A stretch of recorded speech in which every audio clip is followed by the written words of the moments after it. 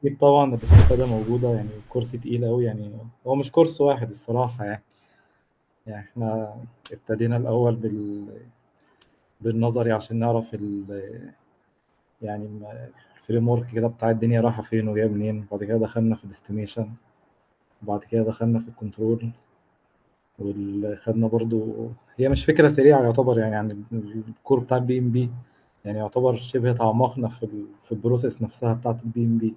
يعني بدأنا بالسكوب والسكيدجول والكواليتي يعني خدنا حاجات كتير وتعمقنا في البي ام بي. طب انت كراجل سيرتيفايد في البي ام بي، يعني ايه رأيك في الاوفر فيو؟ يعني كافي ولا؟ هو طبعا، ما انا بقول لحضرتك، يعني احنا كنا يعني المفروض ان احنا بنتكلم بس على حاجات سطحية كده بنعرف الدنيا عنها. فلا يعني احنا اتكلمنا يعتبر داخلين في الثلاث محاضرات اهو، فالدنيا تعمقنا، يعني مش ما خدناهاش بس كده من على الوش بس كده.